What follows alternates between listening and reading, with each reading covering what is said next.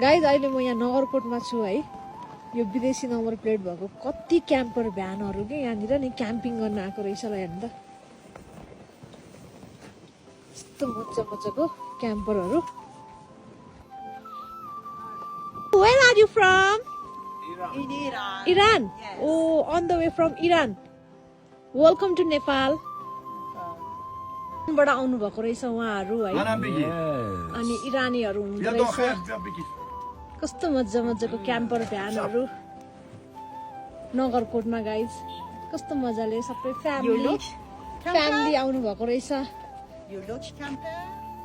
यहाँले मलाई यहाँ उहाँको क्याम्पर भ्यान देखाउन ल्याउँदै हुनुहुन्छ। Wow nice ma'am. Washroom. Oh, where? Oh, Wash. Toilet.